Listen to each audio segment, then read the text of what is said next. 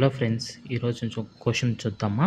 Find the 8 digit number 59044P22 is divisible by 6 అంటున్నాడు.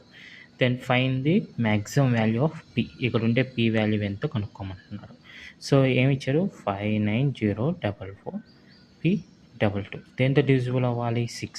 6తో divisible అవ్వాలంటే మనకు డివిజిబిలిటీ రూల్ తెలుసు కదా. ఏంటి? 6 దేంతో డివిజిబుల్ అవుతుంది? 3తో 2తో.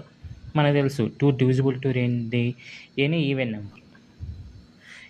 ఈవెన్ నెంబర్ సరి సంఖ్య ఉంటే సరిపోతుంది. ఇది సరి సంఖ్య బేస్ సంఖ్య. చూడండి, లాస్ట్న ఏముంది? 2 ఉంది. లాస్ట్న 2 ఉంటే అదేంటి? సరి సంఖ్య, కాబట్టి 2తో డివిజిబుల్ అవుతుంది. నెక్స్ట్ వన్ వచ్చేసి 3తో డివిజిబుల్ అవ్వాలి. 3తో డివిజిబుల్ అవ్వాలంటే ఏంటి? సమ్ ఆఫ్ నెంబర్స్ ఈ డివిజిబుల్ బై 3 అంటే దీని యొక్క సమ్ అంటే ప్లస్ చేయండి. 5 + 9 అంతా ప్లస్ చేసుకోవాలి. సో ప్లస్ చేసుకుంటే ఏమవుతుంది? ప్లస్ చేసుకుని వచ్చిన నెంబరు 3తో డివిజిబుల్ అయితే మనకు P వాల్యూ వచ్చేస్తుంది. సో ఎలా? ఇప్పుడు చూడండి, 9 అనేది 3తో డివిజిబుల్ అవుతుంది. ఎస్.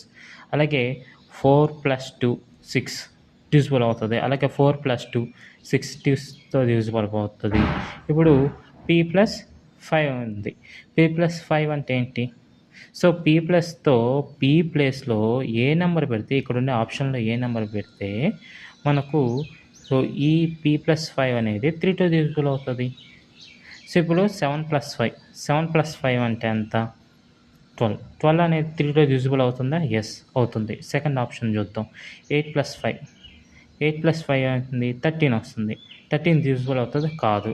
అలాగే 3+5 5+8 3+5 అంతా 8 డివిజిబుల్ అవుతుందా? కాదు.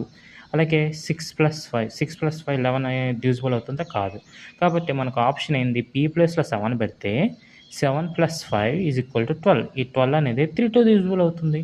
సో కాబట్టి మనకు ఆప్షన్ ఏంటి? Option A. Thank you.